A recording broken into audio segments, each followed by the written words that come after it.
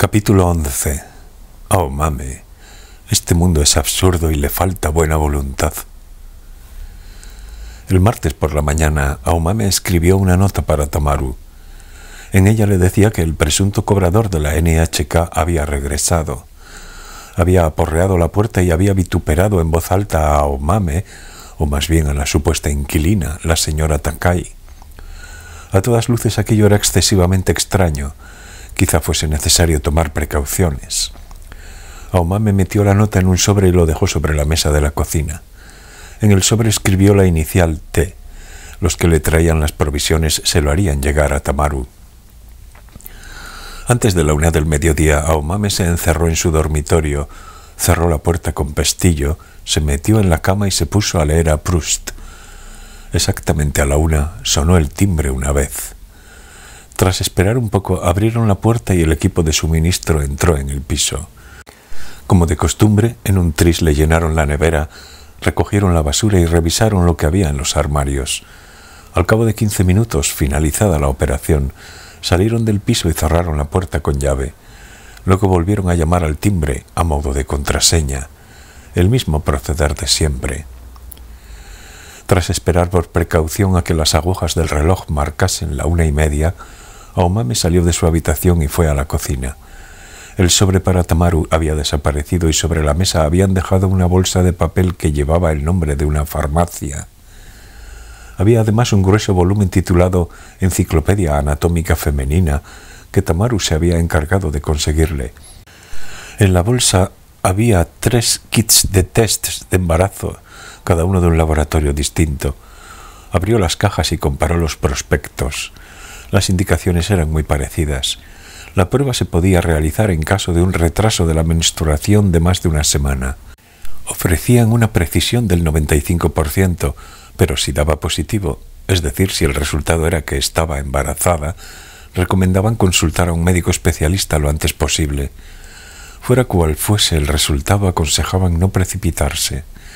La prueba solo indicaba la posibilidad de estar embarazada. El mecanismo era sencillo. Se orinaba en un recipiente limpio y se sumergía en él un papelito. O, en otro kit, se ponía un stick en contacto directo con la orina. Luego había que esperar unos minutos. Si el color cambiaba a azul, significaba que estaba embarazada. Si no cambiaba, que no estaba embarazada. En otro de los kits, si en el circulito aparecían 2 líneas verticales, significaba que estaba embarazada. Si solo aparecía una línea, que no lo estaba. Aunque los pormenores variasen, el principio era el mismo. Se determinaba si había o no embarazo en función de la presencia o ausencia en la orina de la hormona gonadotropina coriónica humana. ¿Hormona gonadotropina coriónica humana? Aomame frunció el entrecejo. Era la primera vez que oía hablar de eso. ¿Habría estado viviendo todo este tiempo con esa cosa extrañísima estimulándole las gónadas? Aomame lo buscó en la Enciclopedia Anatómica Femenina. Decía lo siguiente: la gonadotropina coriónica humana, GCH, es una hormona segregada en la primera etapa del embarazo y ayuda a preservar el cuerpo lúteo. Este segrega progesterona y estrógenos, conserva el endometrio e impide la menstruación. Así es como, paulatinamente, se va fabricando la placenta en el interior del útero. Una vez formada la placenta, proceso que dura de 7 a 9 semanas, el cometido del cuerpo lúteo, así como el de la GCH, finaliza. En definitiva, que se segregaba desde la implantación del óvulo fecundado durante un periodo de 7 a 9 semanas. En su caso, sería raro que la segregara, pero no imposible. Lo que era cierto es que, si el resultado daba positivo, apenas cabría duda de que estaba embarazada. Si daba negativo, no podría sacar conclusiones tan fácilmente. Quizás el periodo de segregación ya hubiera terminado. No tenía ganas de orinar.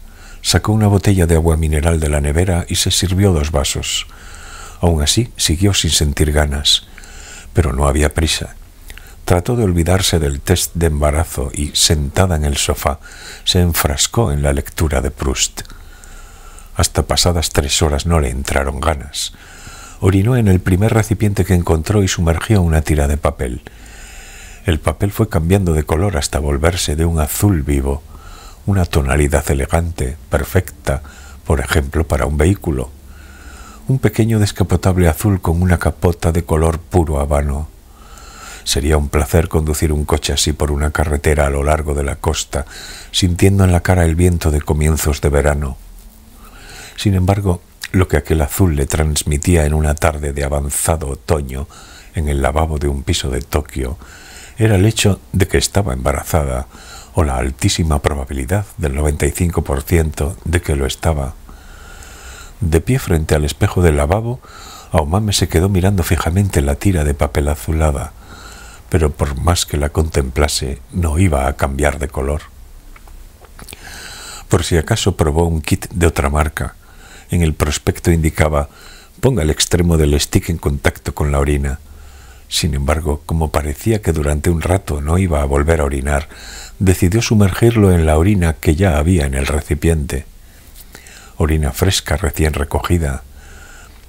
Una vez sumergido no hubo gran diferencia, el resultado fue el mismo. El circulito de plástico mostraba claramente 2 líneas verticales. Una vez más le anunciaba que existía la posibilidad de que estuviera encinta. Aomame echó la orina al retrete y tiró de la cadena. Luego envolvió en papel higiénico la tira de la prueba que había cambiado de color y lo echó a la papelera. El recipiente lo lavó en la bañera. A continuación fue a la cocina y se bebió otros 2 vasos de agua. Mañana probaré el tercer kit. El 3 es un número redondo. 1 strike, 2 strikes. Esperaré la última bola conteniendo el aliento. Aomame hirvió agua y se sirvió un té, se sentó en el sofá y siguió leyendo a Proust, mientras bebía la infusión y mordisqueaba galletitas de queso que se había servido en un plato. Era una tarde apacible, ideal para entregarse a la lectura. Sin embargo, a pesar de fijar la mirada en las letras, no entendía lo que leía. Necesitaba releer el mismo pasaje una y otra vez. Dándose por vencida, cerró los ojos y condujo el descapotable azul con la capota bajada por la carretera que bordeaba el litoral. Una brisa que olía a marea le azotaba la melena. Los indicadores a lo largo de la carretera mostraban 2 líneas verticales. Así le anunciaban: atención, posible embarazo. Aomame soltó un suspiro y arrojó el libro sobre el sofá. Sabía bien que no necesitaba probar el tercer kit. El resultado sería el mismo aunque lo repitiera 100 veces. Es una pérdida de tiempo. Mi gonadotropina coriónica humana sigue manteniendo la misma postura frente al útero. Preserva el cuerpo lúteo, impide que me venga la regla y da forma a la placenta. Estoy embarazada. La gonadotropina coriónica humana lo sabe. Yo lo sé. Siento a la criatura en un punto preciso del bajo vientre. Por ahora todavía es pequeña. No es más que un pequeño atisbo de algo. Pero pronto tendrá su placenta y crecerá.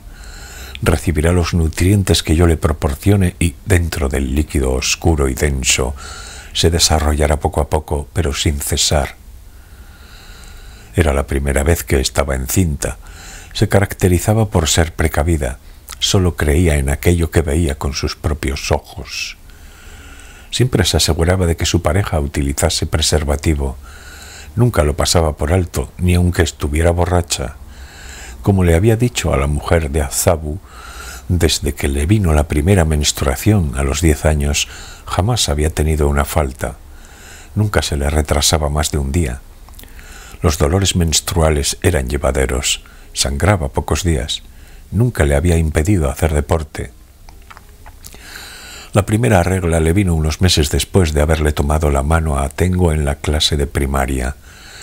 Estaba segura de que existía alguna conexión entre los 2 acontecimientos. Quizás había sido el tacto de la mano de Tengo que había sacudido su cuerpo. Cuando le dijo a su madre que le había venido la primera regla, ésta hizo una mueca de disgusto, como si fuera una carga que se añadía a todos los demás problemas. «Un poco temprano, ¿no?», comentó su madre.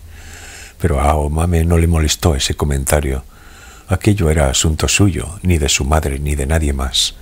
Sola se adentró en un nuevo mundo. Y ahora estaba embarazada. Pensó en sus óvulos. Uno de los 400 óvulos de los que disponía, uno de los que estaba en la franja de en medio, ha sido fecundado con éxito. Quizás ocurrió aquella tempestuosa noche de septiembre. Ese día asesiné a un hombre en una habitación oscura.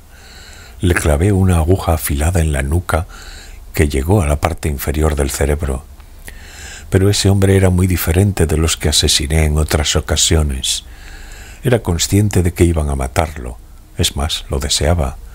Al final le di lo que quería. No fue un castigo, sino más bien un acto de misericordia. A su vez, él le había concedido todo lo que Aomame deseaba. Fue un intercambio en un lugar profundo y sombrío. La concepción tuvo lugar aquella noche en secreto. Lo sé. En el mismo instante en que con estas manos le robaba la vida a un hombre, otra vida se gestó en mi interior. ¿Formará eso parte del acuerdo? Aomame cerró los ojos e intentó no pensar más. Con la mente en blanco, algo afluyó en silencio hacia ella e inconscientemente rezó una oración. Padre nuestro que estás en el cielo, santificado sea tu nombre, venga a nosotros tu reino, perdona nuestras ofensas y bendice nuestro humilde caminar. Amén. ¿Por qué rezaba en un momento como ese? No creía en nada parecido a un reino, un paraíso o un Dios. No obstante, tenía aquella oración grabada en la mente. Cuando tenía 3 o 4 años, le habían obligado a memorizarla sin saber siquiera lo que significaba. Si se equivocaba en tan solo una palabra, le pegaban con fuerza en el dorso de las manos con una regla. La oración permanecía oculta. Cuando algo ocurría, afloraba, como un tatuaje secreto. ¿Qué diría mi madre si le dijera que me he quedado embarazada sin haber tenido relaciones sexuales? Seguro que lo consideraría una grave blasfemia hacia su credo. Después de todo, lo que le había sucedido era una especie de inmaculada concepción, pese a que, por supuesto, Aomame no era virgen, o quizá no le haría ningún caso. Quizá la ignoraría. Y es que hace mucho tiempo que para ellos soy un ser malogrado, alguien caído de su elevado mundo. Pensémoslo de otro modo, se dijo Aomame.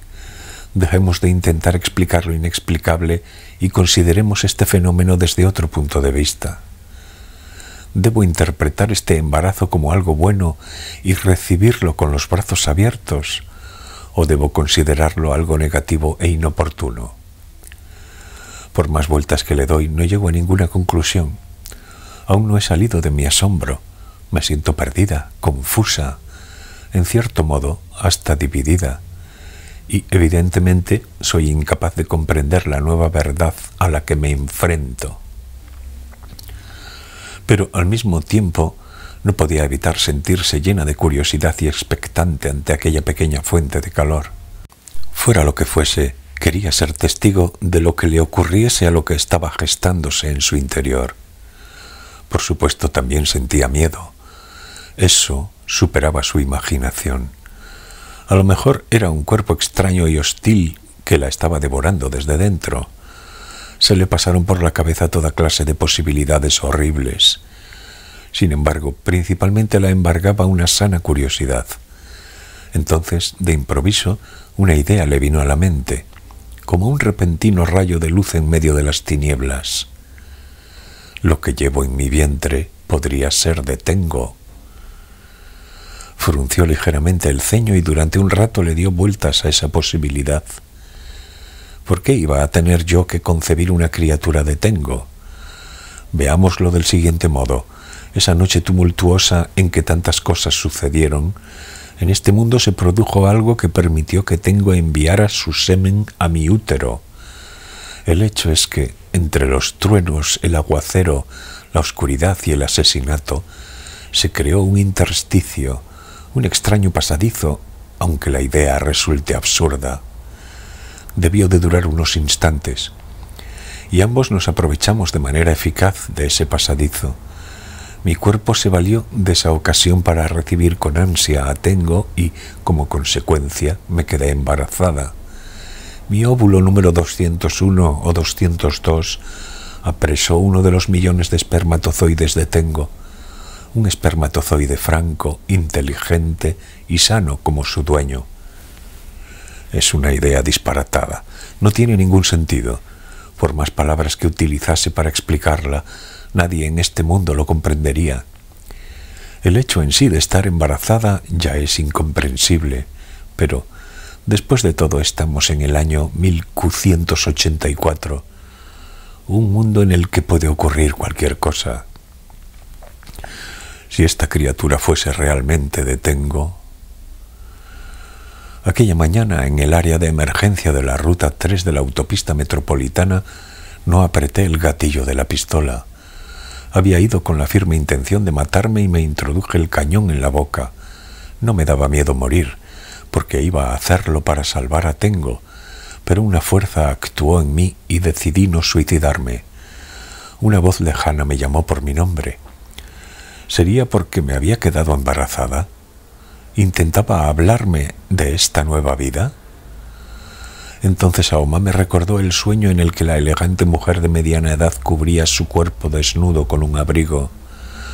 Se bajaba del Mercedes-Benz plateado y me ofrecía un abrigo ligero y suave de color huevo. Ella lo sabía, sabía que yo estaba embarazada y me protegió amablemente de las miradas descaradas de los demás, del viento y de todos los engorros. El sueño había sido un buen presagio. Los músculos de su cara se distendieron y su expresión volvió a ser la de siempre. Alguien observa mis pasos y me ampara, se dijo. No estoy sola, ni siquiera en este mundo de 1584. O eso parece. Se acercó a la ventana con la taza de té, ya frío, en la mano. Cuando salió al balcón, se sentó en la silla de jardín de manera que no se la viera desde el exterior y contempló el parque infantil por las ranuras del antepecho. Trató entonces de pensar en Tengo, pero por alguna razón ese día sus pensamientos no lograban concentrarse en él. Le venía a la mente el rostro de Ayumi Nakano. Esta le sonreía, con una sonrisa muy natural y sincera. Estaban sentadas a la mesa de un restaurante, la una frente a la otra, con una copa de vino en la mano.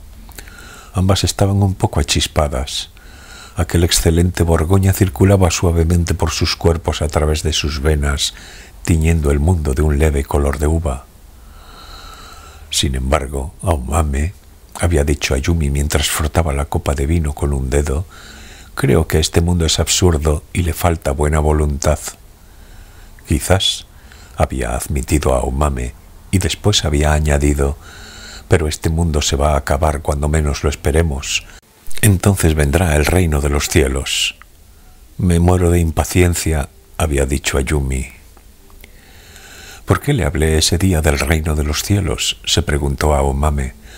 Porque había mencionado de pronto un reino en el que no creía. Poco después, Ayumi murió.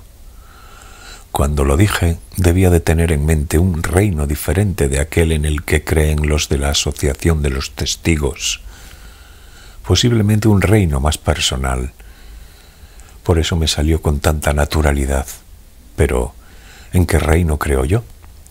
¿Qué clase de reino creo que vendrá cuando el mundo se extinga? Se puso la mano sobre el vientre y aguzó el oído. Por mucha atención que prestó, no oyó nada. En cualquier caso, Ayumi Nakano había sido desterrada de este mundo. Le habían puesto unas esposas frías y duras en las muñecas en un hotel de Shibuya y la habían estrangulado con la cinta de un albornoz. Por lo que Aomame sabía, todavía no habían dado con el asesino. Luego le habían practicado la autopsia, la habían cosido y la habían llevado a un crematorio para incinerarla. Ese ser llamado Ayumi Nakano ya no existía en el mundo. Su carne, su sangre se habían perdido. Únicamente permanecía en documentos y en el mundo de los recuerdos. Aunque quizá no fuera así. Tal vez viviera, tal vez estuviera sana y salva en el mundo de 1984. A lo mejor seguía dejando multas en los parabrisas de los vehículos mal aparcados y quejándose de que no le permitiesen llevar arma. Puede que recorriera a los institutos de la ciudad enseñándoles a las chicas métodos anticonceptivos. Chicas, sin condón no hay penetración. Aomame deseó con todas sus fuerzas volver a ver a Ayumi. Si fuera por las escaleras de emergencia de la autopista metropolitana en sentido inverso y regresara al mundo de 1984, quizá podría volver a encontrarse con ella. Allí, ella seguirá viva y a mí no me perseguirán los de vanguardia. Podríamos ir a aquel pequeño restaurante en Nogizaka a tomarnos unas copas de vino, quizás. Ir por las escaleras de emergencia de la autopista metropolitana en sentido contrario. Aomame retrocedió en sus pensamientos, como si rebobinara una cinta de cassette. ¿Cómo no se me ha ocurrido hasta ahora? Decidí bajar otra vez las escaleras y no encontré la entrada. Las escaleras, que tenían que estar frente al anuncio de eso, habían desaparecido. Pero puedo intentar subir las escaleras en vez de bajarlas, colarme en el depósito de materiales que hay debajo de la autopista y desde ahí subir hacia la ruta 3. Remontar el pasadizo. Tal vez debía hacer eso. Quiso salir corriendo hasta Sangenjaya de inmediato y probar. Podía salir bien como podía salir mal, pero merecía la pena intentarlo. Se pondría el mismo traje, los mismos tacones y subiría aquella escalera llena de telarañas. Sin embargo, se contuvo. Ni hablar. No puedo hacerlo. Volví a ver a Tengo precisamente porque vine a este año 1984. Y con toda probabilidad llevo una criatura suya en mis entrañas. Pase lo que pase, debo ver a Tengo una vez más en este nuevo mundo. Debo encontrarlo. No puedo marcharme hasta que llegue ese momento. Bajo ningún concepto. Al día siguiente por la tarde, Tamaru la llamó. Primero, hablemos de lo del cobrador de la NHK, dijo Tamaru. Volví a telefonear a las oficinas de la NHK para asegurarme. El cobrador que cubre esa zona de Koenji no recuerda haber llamado a la puerta del piso 303. Al parecer, primero comprueba si está el adhesivo que indica que el pago está domiciliado. Me comentó también que, si hay timbre, nunca llama directamente a la puerta. Lo único que conseguiría sería lastimarse la mano. Es más, el día en que supuestamente te visitó, el hombre estaba trabajando en otra área. Me pareció que no mentía. Es un veterano con 15 años en activo, muy apreciado por su paciencia y afabilidad. De modo que, dijo Aomame, de modo que existen muchas posibilidades de que el que te visitó no fuese un cobrador, sino alguien que se hace pasar por él. El encargado con el que el cobrador me pasó después se mostró preocupado. Para ellos es un problema que aparezcan falsos cobradores. Me dijo que quería verme para que le contara los detalles. Por supuesto, no acepté. Le dije que en realidad no había causado ningún perjuicio y que no quería hacer una montaña de un grano de arena. ¿No será algún perturbado o alguien que me sigue el rastro? Si es alguien que te persigue, me cuesta creer que haga esas cosas. Solo serviría para ponerte en alerta. Pero si es un perturbado, no es mucha casualidad que elija precisamente la puerta de este piso. Hay muchas más puertas. Además, yo me aseguro de que no se vean luces encendidas y trato de no hacer ruido. Siempre tengo las cortinas echadas y nunca tiendo la ropa fuera. Pero él eligió expresamente este piso. Sabe que me escondo aquí. O sostiene que lo sabe y de algún modo está intentando que le abra la puerta. ¿Crees que va a volver? No lo sé, pero si realmente quiere que le abra la puerta, supongo que seguirá viniendo hasta que la abra. ¿Y eso te preocupa? No me preocupa, dijo Aomame. Simplemente no me hace gracia. Claro que no, a mí tampoco. No me hace ni pizca de gracia. Pero si regresa, no podemos llamar a la NHK ni a la policía. Y aunque me llamase si yo acudiera enseguida, para cuando llegase yo, el hombre seguramente ya se habría marchado. Creo que puedo arreglármelas sola, dijo Aomame. Basta con que no le abra la puerta por mucho que me provoque. Intentará incitarte por todos los medios. Sí, es posible, dijo Aomame. Tamaru emitió un pequeño carraspeo y cambió de tema. Has recibido los tests, ¿no? Ha dado positivo, contestó lacónica. Es decir, que diste en el clavo. Efectivamente, probé con 2 tipos diferentes, pero con el mismo resultado. Siguió un silencio semejante a una litografía en la que todavía no hay nada grabado. ¿No hay ninguna duda?, preguntó Tamaru. Lo sabía desde el principio. El test solo lo ha confirmado. Tamaru acarició unos segundos esa litografía hecha de silencio con las yemas de los dedos. Siento tener que hacerte una pregunta demasiado directa, dijo él. ¿Quieres seguir adelante o ponerle remedio? No voy a ponerle remedio. Entonces has decidido tenerlo. Si todo marcha bien, debería nacer entre junio y julio del año que viene. Tamaru calculó mentalmente. En ese caso, habrá algún cambio en nuestros planes. Lo siento. No hace falta que te disculpes, repuso Tamaru.